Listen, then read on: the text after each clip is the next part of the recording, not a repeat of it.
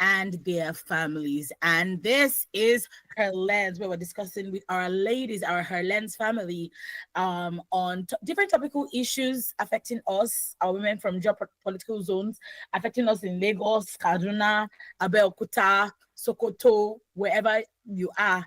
We best believe that we're talking about, issues affecting us. We're joined by our ladies. Currently, we have Buki Femi Ajala, who has joined us. We're waiting on our other ladies, Susan and Ibinabo, so that we can have multiple voices and we have our full show this morning. Good morning, Buki. Yes, good morning. Can you hear me? Yes, I can. Morning. How are you? And of course, to our Lens family, we want to say good morning. I mean, we're using the same background. That's good. Great minds, great minds. Yes. Yeah, that's it. How are you this morning? I'm fine. I'm fine. I'm fine. I want to thank God. Yeah, the weekend, because I know that's what you're going to ask me next. Yeah, what did I do Saturday? Saturday for me was the start of another season in my life. I registered for the Citadel School of Governance. Okay.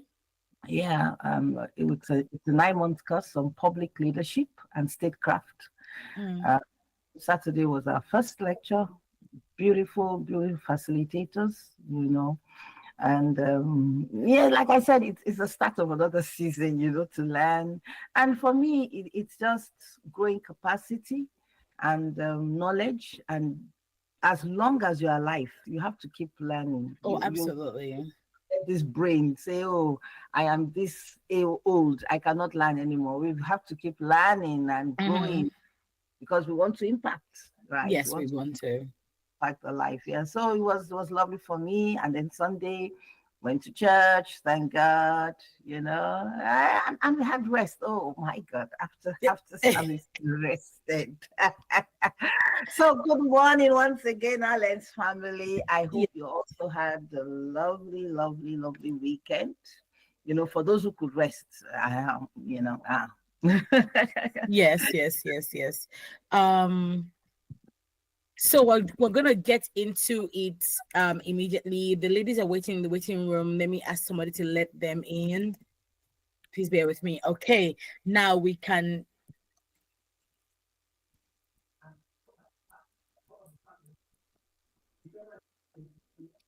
Okay, now let's get into it. Maybe we should just give Susan and Ibinabo a few moments so they can join.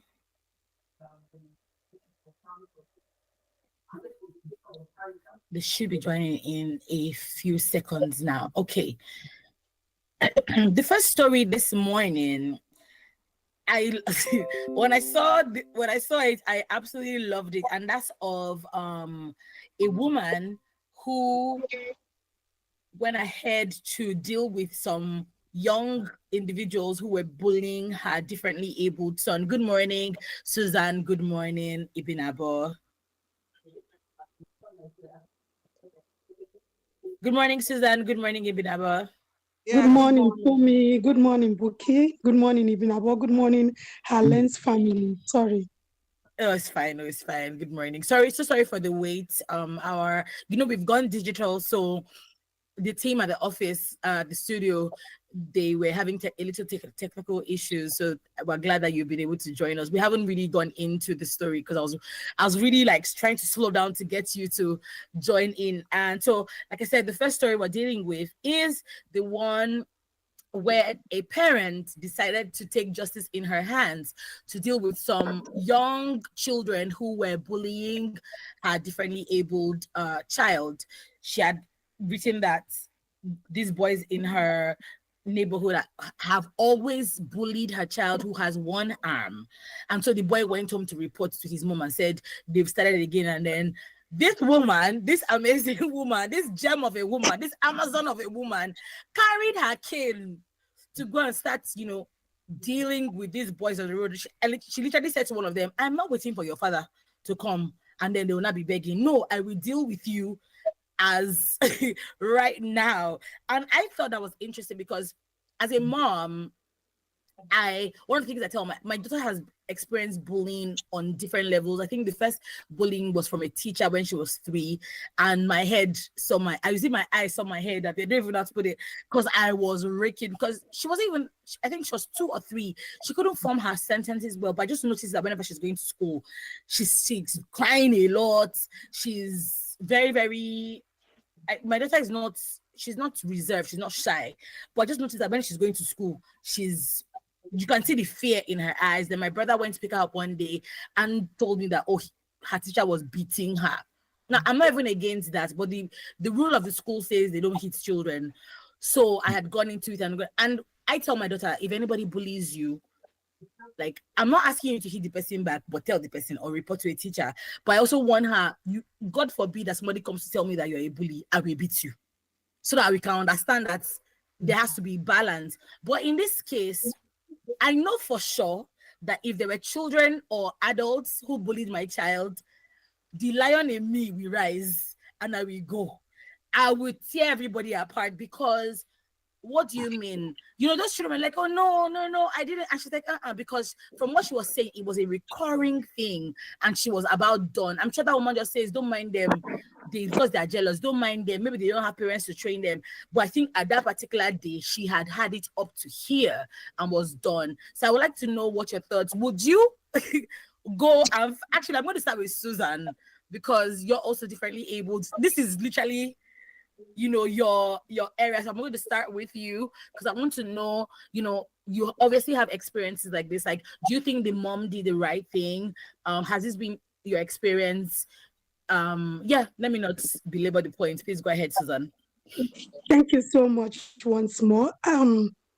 Reading that story, what went through my mind was motherly instinct. It was just a motherly instinct, that drove her that way. Like I said, I am a person with disability. I survived polio when I was 3 plus. So it's been over 4 decades surviving poliomyelitis, and that has given me the opportunity to also build the capacity of others to know how to handle these things.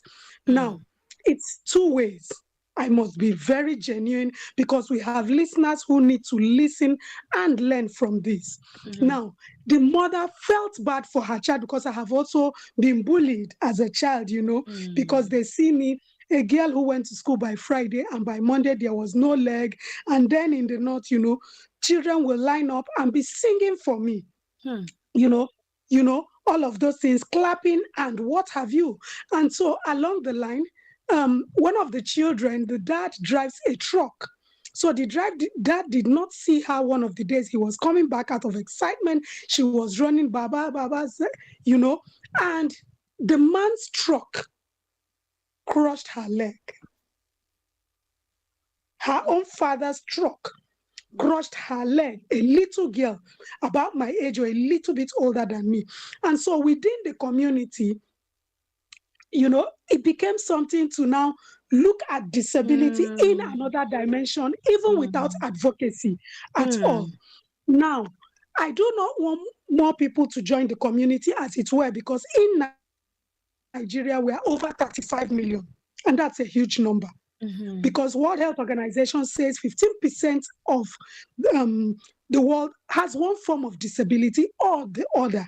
And that child who is a young person with disability will someday grow into an adult. For me, if I was in that space, because every opportunity I get, I use it for advocacy, I would call those children together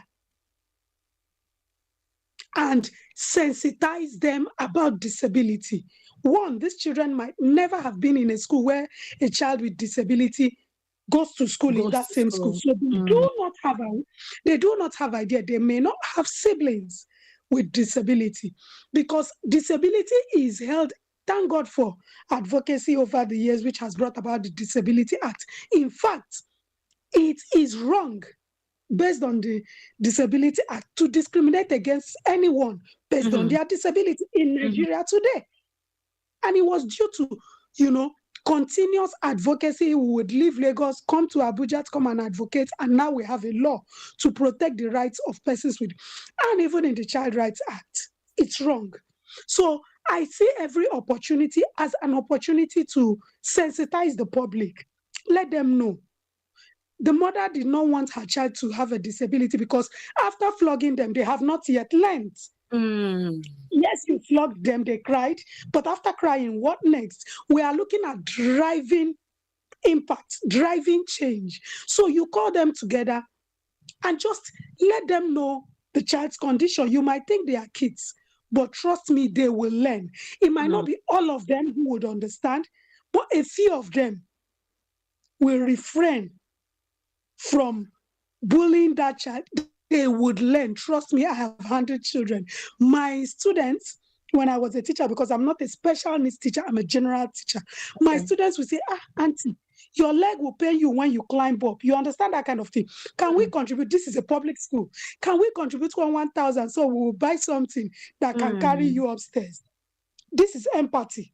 And that is because even in that school, I had a child who was born without an arm and a child with albinism. And so every time they bully these two kids, they know they had Auntie Susan to contend with. I'm not flogging any child, but I made it a rule to understand that they didn't create themselves. They are just victims of circumstances. And so you shouldn't bully them. The funny thing is, the girl without arm was always taking first in her class. And I was encouraging them. Why not make friends with her so that she's teaching you, so that you are learning from her? Her hand is not affecting her brain. She's doing excellently well. So these are the awareness that we need to raise among these young ones so that they don't see persons with disabilities as a group of persons who are isolated. There is low awareness in our local communities. So you would not totally blame these children for their reactions. We need to keep advocating, sensitizing, and raising awareness until every household sees a child with a disability as a child like themselves. We just we discussed here on our lens about the young lady that a truck hit and she lost, one of her legs was amputated. And at the end of my problem at the time was rehabilitation for her. Because for someone who all of her life was working, how will she handle? Unfortunately, she passed. Some do not pass. Some are alive. How do you begin to sensitize the public to intentionally rehabilitate, persons who acquire disability, children with disability, and children without disability? Because nobody is going to create our own world difference. We are here to stay.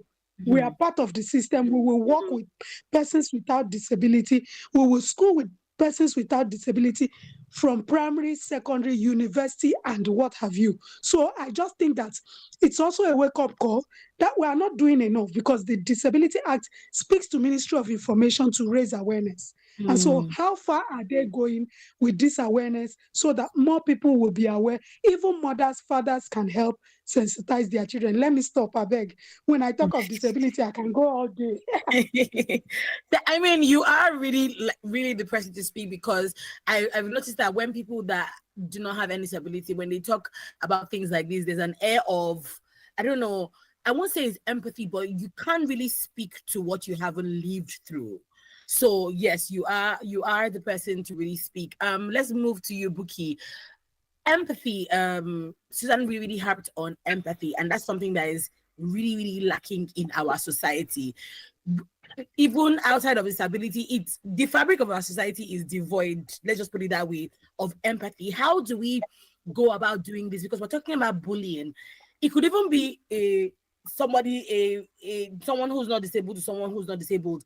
Like, how do we attack this issue or meet this issue of empathy, of sensitizing people that look? Because the reason why we have adults that don't have any form of empathy, because somebody did not teach them when they were young. So we go about life with people that don't have any iota of empathy, no iota of compassion. They are brash, insensitive. They go about life ignorant and arrogantly ignorant, thinking that because they have 2 legs and two hands, they are okay. But anything can happen to you at any time, right? So how do we go about tackling this issue? All right, so I will be factual. It starts from the home. And why will I say it starts from the home? The way God has designed the family for everyone who brings children into the world, the first few years, God expects, even the country expects that you raise those children to be able to move into the society and behave. So it starts from the home values, saying thank you, washing your plate, respecting, and blah, blah, blah, blah, blah, blah. And part of it is empathy. Mm. Because if a parent understands that word, when you are grooming your children, when you are modeling them, or you are whatever you're doing, it will be part of it. I remember a particular story that my pastor mentioned. They were coming from, I think they were coming from the airport and all that. And the young daughter was with him in the was with him in the car. And then, on the road, these little children that sell things. So one of Mhm. them approached, the window and was trying to sell. And of course, the young girl, you know, yeah, coming from a rich family now, it was like, get up, get up, get up, get up, get up, you know. And Pastor Bakari said, what? So he had to order the driver to stop the car, Mm. told the daughter to get down and Mm. apologize to this boy or girl. Then he, of course, he now had to now tell them his own story. Mm. Why am I linking this? It is because some parents have failed even to tell their children their own story, how they Mm. came, even if you did not go through it. Because of experiences, you will have found one or two experiences that you can share with the children to do what? To teach them empathy. That empathy is you putting yourself in that person's position. How would you feel? One thing my mom used to say, she will always say that when you were growing up, she will say, treat others as you want others to treat you. Mhm. Mhm. So that's talk. So anywhere we are, if we want to misbehave or we want to do something, that thing will just rise up to say, if I were there, if I give this person this treatment, will I be happy? Mm.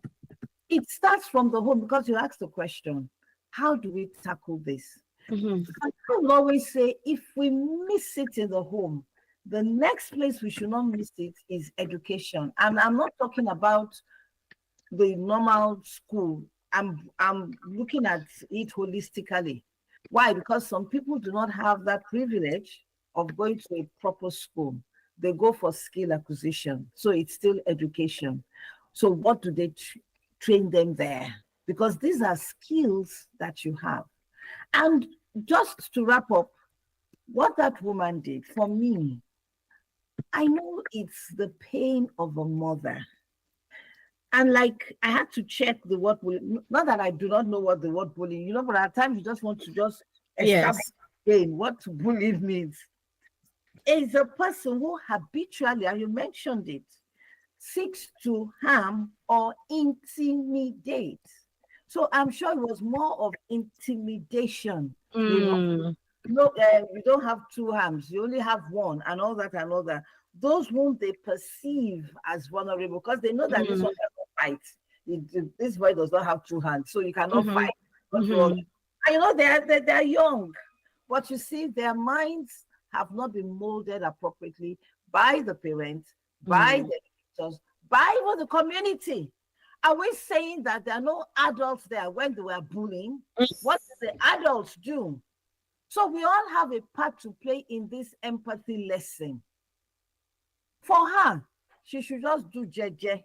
Because no, I'm honest. Because we hear Yeah. all kinds of things today. She was holding a cane. God forbid, in her annoyance, she uses the cane and it pierces the eye, or it gets destroyed, or maybe the child, one of the child, falls down, hits the head. Anything can happen. I know she was angry. And then for the grandfather, she's saying, I'm taking the laws into my hands. Those words are not right. Till our anger.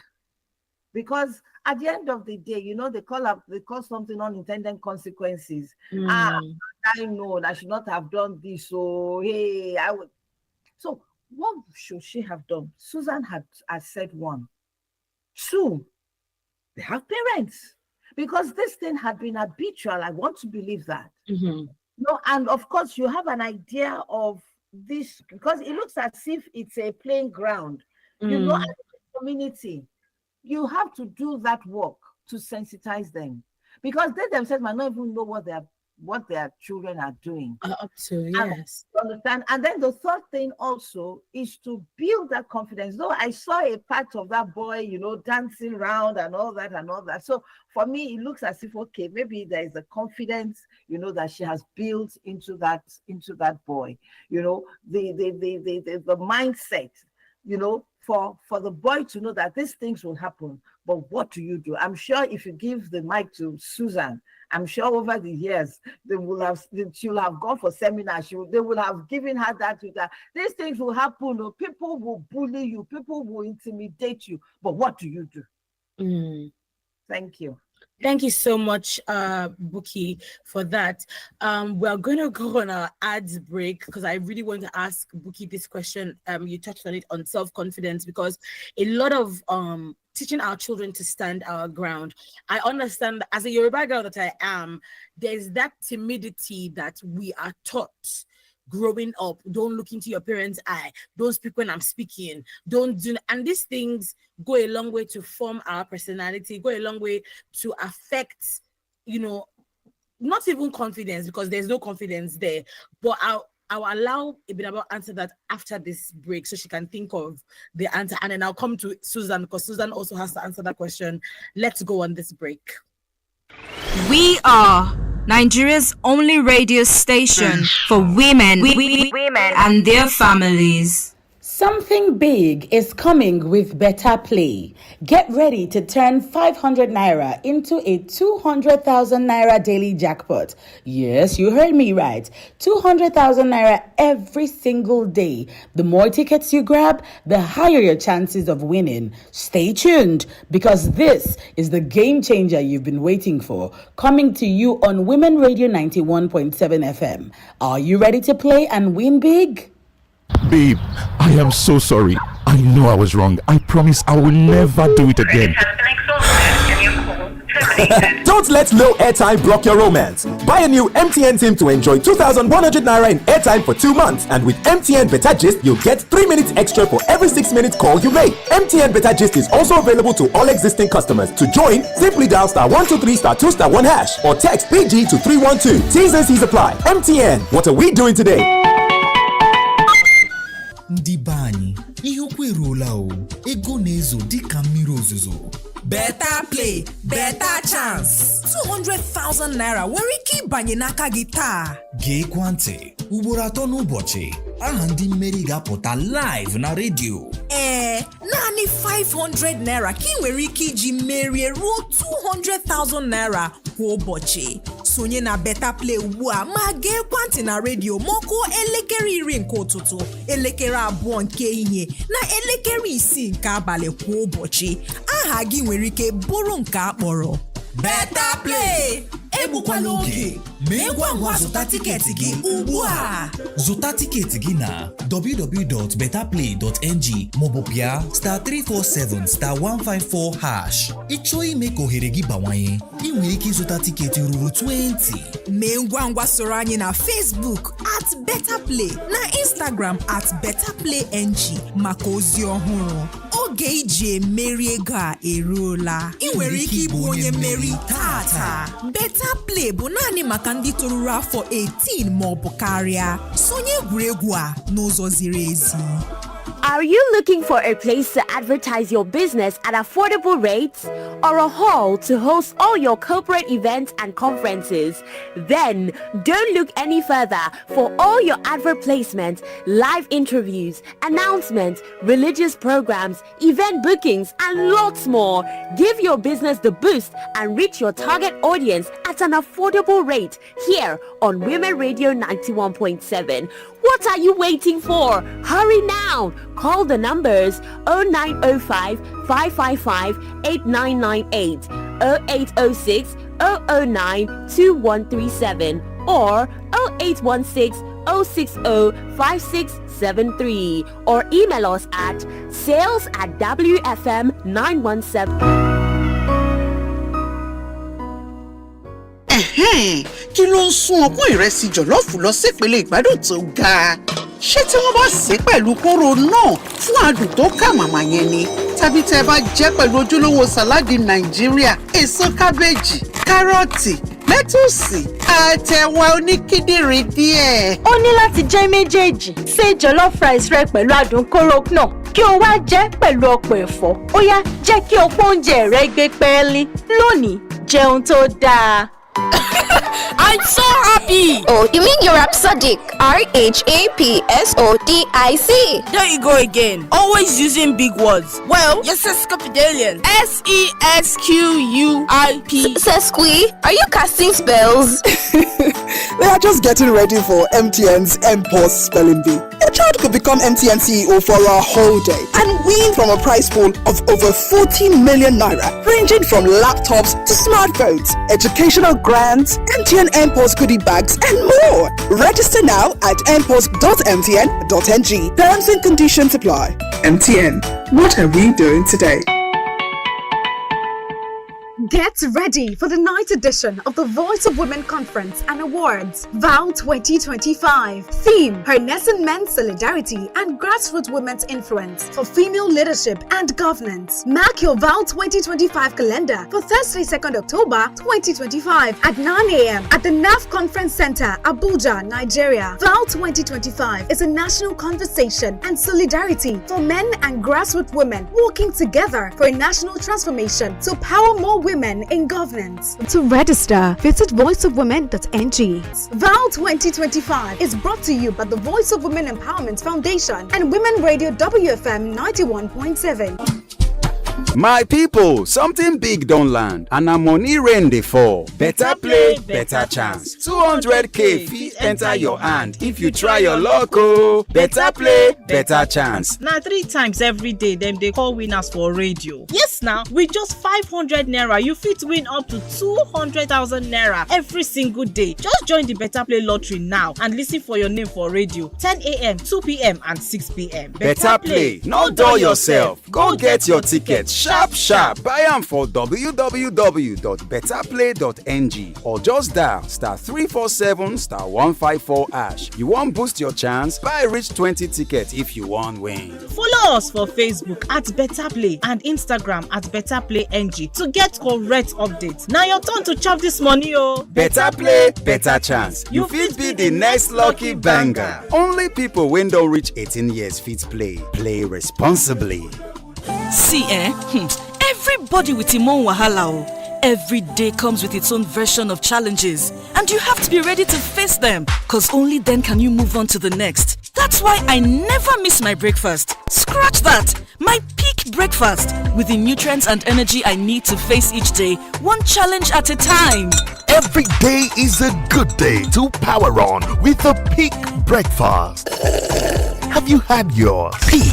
Reach for your peak. The MTN Mega Billion promo is finally here. From Monday to Saturday at 7 p.m. Plenty Nigerians will stand a chance to win big. To join, just dial *900# on your MTN line. Then every recharge from 100 naira or more will get you more entries and increase your chances to win. This promo lasts till the 21st of September. Recharge today and win millions. T's and C's apply. Visit www.mtn.ng for more details.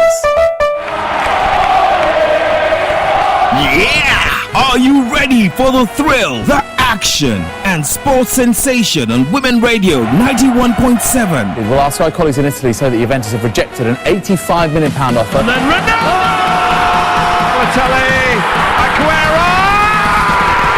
join us 6:05 p.m. every Monday on Women Radio 91.7 for comprehensive analysis and coverage of local, national and international sporting events on Sports Radio. Join our experienced sports journalists and experts on Sports Radio 6:05 p.m. every Monday on Women Radio 91.7 for everything sports. Yeah!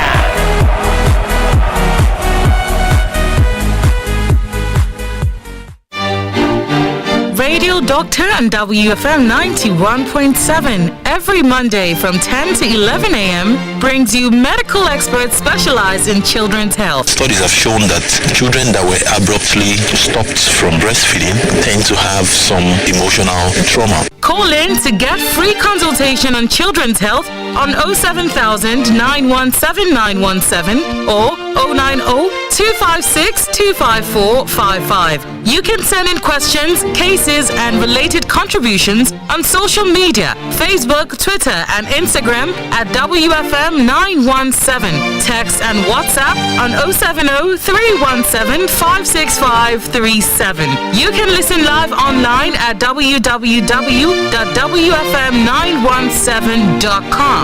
Radio Doctor, Nigeria's first free consultation radio health program on WFM 91.7, the voice of women.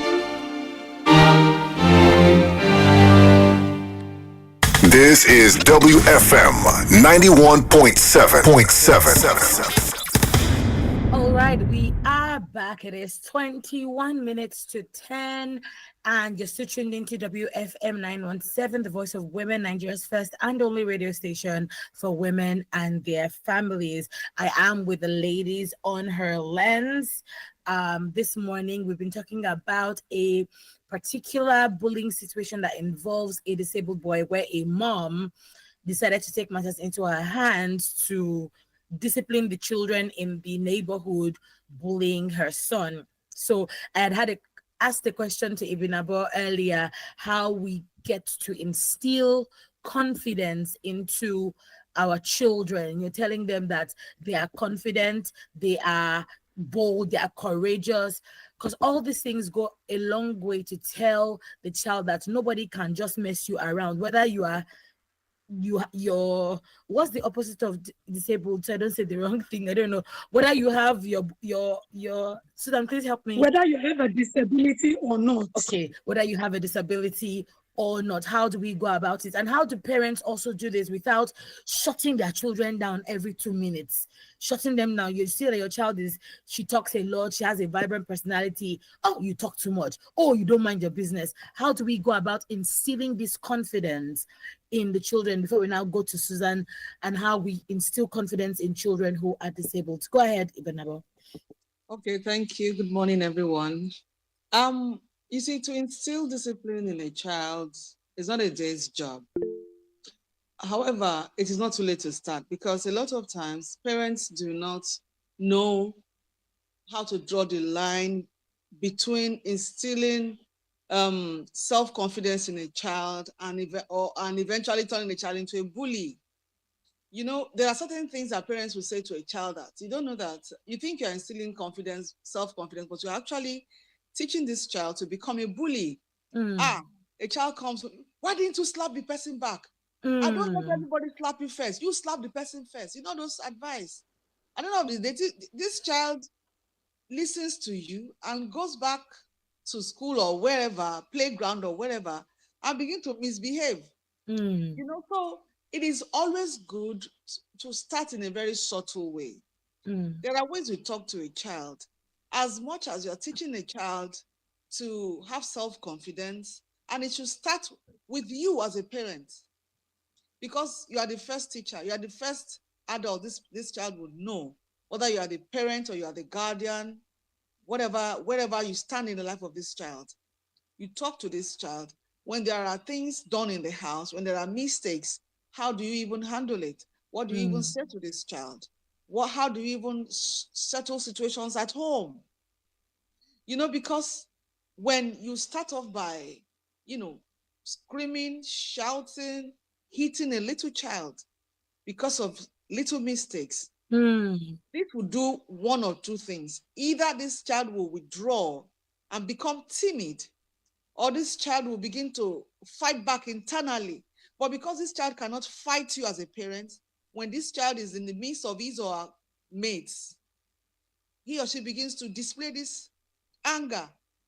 Somebody wants to do so, maybe somebody wants to even take away something on your head, and you think the person was going to hit you, and you are quick to hit the person. So bottom line is, parents, you have to understand how to teach your child to have self-confidence without being a bully. Having said that, you see, there's something that parents do that is very wrong. There are certain conversations that parents would have with their maybe husband and wife, or one of the parents and her friends, or his friends, or the siblings. These are adult conversations. They may not have anything to do with sexual activities, but they are very strong conversations. And when a child is around and you're having this conversation, you don't know how this child will process this conversation.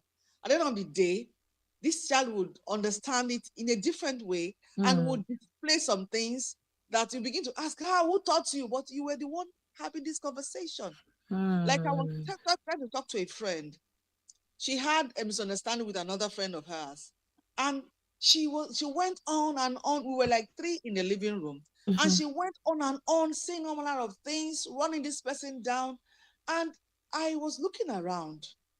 I saw that she had two children, a boy and a girl, trying to finish whatever they were doing at the dining, and they were overhearing everything, And I told her, I said, send your children to their rooms, please.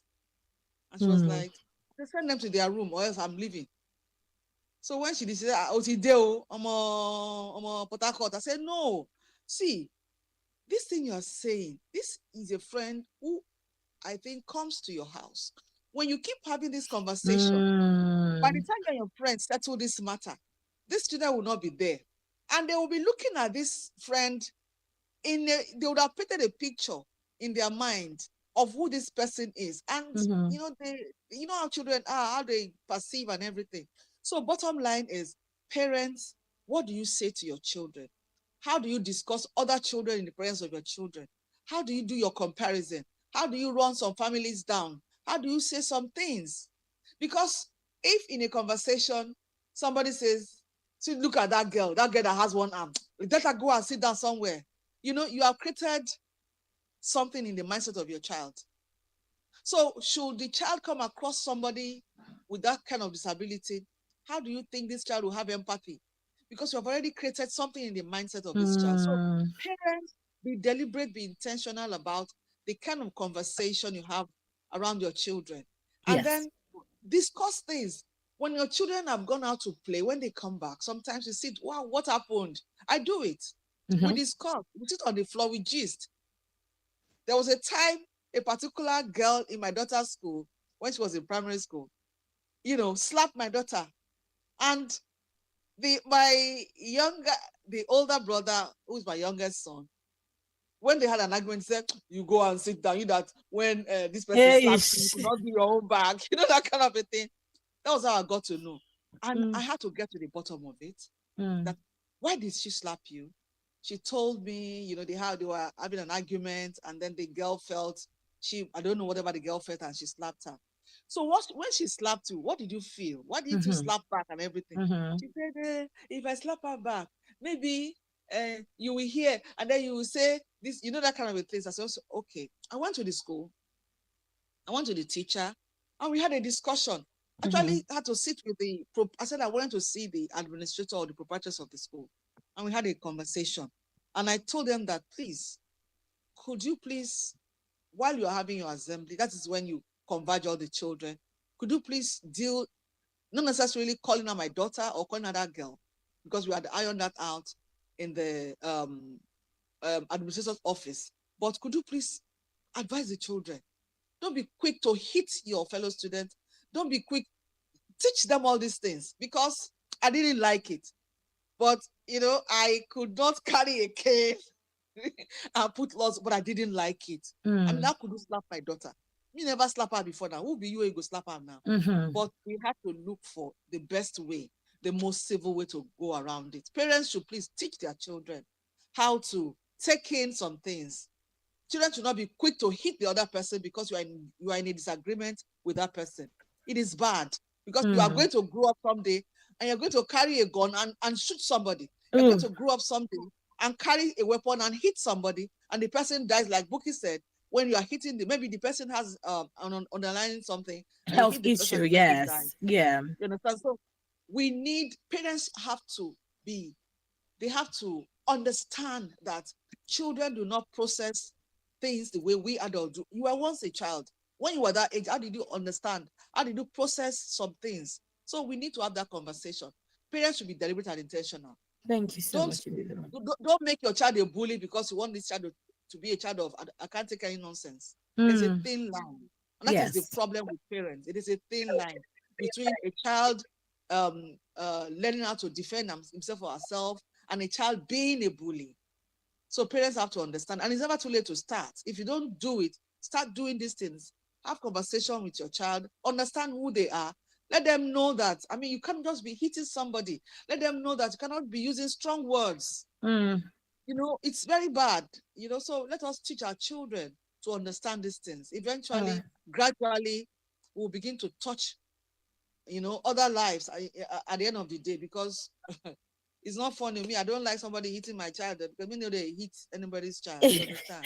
It's how the reverse pigeon keeps sliding in. If she says, "Oh no, I don't want," I was like, "No, they touch my pikin there." At the same time, I'm like, which one are we getting right now? All right, Susan, I really like what Ibn Abbas said. In my kid's school, there's a particular boy, I think he's autistic, and my daughter, I think that was her first experience with an autistic kid, and she will come on and be like, I don't even know what is wrong with him. And I didn't know how to describe autism because it wasn't a conversation that we had prior. So I just said, oh, he's a special boy, because like what Ibn Abbas said, where you said, you will not get one hand, that kind of thing. And I noticed that she was like, oh no, because he behaves somehow. I was like, oh no, he's just a special boy. And so you treat special children in a special way. That one she could understand. And so going forward, she's like, oh mommy, she mentioned his name. He's so special. Oh, he did something. It was so funny. So I'd ask her, well, how do you feel? So to that point, I think it's important that parents have the language, they equip themselves with the language to be able to, teach their children how to treat other children, whether they are disabled or whether they are not. There has to be a way we do that. Now, Susan, coming to you, how did you get to be like this? We want to know, because if there's any, life is already hard, and even whether you're disabled or not, when life hits you up and down like this, it hits you, and then you start shrinking and entering yourself. But how are you able to how were you able to get like this? Maintain your optimism, maintain your upbeatness, and even in the face of people wanting to cheat you and be like, it's not as if you can do anything. Can you even run after me? How are you able to maintain that and say, no, just because I'm disabled doesn't mean that you can try me? Because so now a parent who's listening out there can teach their child that just because you look different doesn't mean that you are lesser than. You are the same. You're equal to other children. Thank you so much. If I go into details, we don't have all of that time, but I would want to try to summarize it. First, self-acceptance. And that was exactly what you taught your child, to accept that child as a child that is differently abled. Yes, he is a child, but he has his separate needs. So some people are saying, God forbid, it's not my portion. We live in Nigeria. It's our grammar.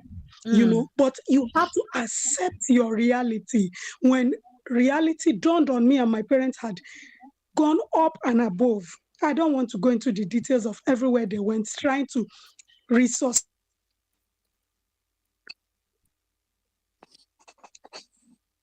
Hi, Susan. Self-advocacy through lived experience. Nobody, no matter how you might have studied in the university, have a PhD in disability issues. I am the one living truth. So you don't know what it feels like. I had 3 degrees and it took me 11 years to even secure my first job. Even when I pushed myself, to even spend my time volunteer. I was volunteering with 2 government parastatals at the time. Still, they would give me awards because I would climb upstairs at the time to go and teach and all of that. Advocacy, you are trying to use your experience to also teach other people what is possible. And then it's also important that we look at visibility and representation. You look at persons with disability who are doing well and thriving within and outside Nigeria, and use them to also explain to your child that this is possible. This was what I was doing. At the time, I was feeling very bad because it took me time to even gain the admission, So when I look back now, I remember I even have 3 degrees. I'm wondering, how did I come about it? Because I struggled so much. I struggled so much to even get admission in the first place, to even make my papers. It was a struggle. Like every other person, it didn't come cheap. Maybe because I had a disability. No. And so by the time I surmounted all of those, acquired this degree, then I faced reality, the discrimination we have in the society.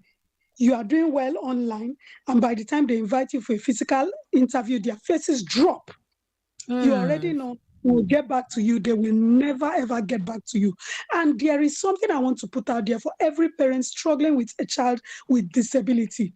God knows you are capable of training that child. That is why that child is in your family. If you cannot, I am the first child of my parents. So you can imagine even the trauma for my parents, having other children. But this is something I need us to know. Don't look down on your child. Do not say, this one that does not have legs. No, don't say that. Don't say that. Do the best you can for your child. Be an advocate for your child until that child can independently advocate for themselves. And trust me, when they start to swear, this guy no go reach them. There will be a voice, not just for themselves. Now I speak necessarily for myself, but for people who are also educated, who do not speak up for themselves. And there's something I want to say. You see, there's something about bullying. When you bully people, they begin to hide their children. I have seen so many people. I experienced it. I was hidden for close to 11, 12 years of my life. So the whole family is going out and they drop my food and everything and the doors are locked. I'm saying this not for pity, but I'm saying this to also raise awareness because I have been on radio stations, TV stations speaking on this, and people are calling in to say, oh, we don't bring out our children. Why are you not bringing out your children? It's because of things like this bully. So like Ibn Abo and Buki rightly said, teach your children empathy. The diversity in our community is what makes us who we are. We cannot all be the same. Embrace diversity. Love everyone as you would. If I don't open my mouth to tell you that I have a disability, you would not know. So don't let parents, because of you, hide their children, lock up their children inside, because if they bring them out, you will bully them. And trust me, the sky will be their stepping stone. Don't let me continue. Thank you. We've even run out of time. I know Buki wanted to say something. Buki, can we carry over to tomorrow? Because let's share my own experience. Because we've run out of time. Like our time is done. About it. Yeah, thank you. Do you know what? We'll carry it over till tomorrow because this is an important conversation to have. We don't the goal is not to just finish all the stories, is to make sure that whatever we're discussing has impact and we can learn, we can, squeeze out all the juice from it. Thank you so much, ladies, for coming on the show as always. It's such a pleasure to always do this with you, Buki, Ibn Abo, and Susan. It's our pleasure. I know we've been doing this for a long while, and we're appreciative. We'll see you same time tomorrow, 9 a.m. for her lens on WFM 91.7. We are Nigeria's only radio station for women and their families. To sponsor this program, call the number 0816 480 7613. Something big has landed and it's raining Naira. Better play, better chance. 200k is yours if only you try your luck. Better play, better chance. 3 times daily, your dreams can come true. Oh yes, with just 500 Naira, you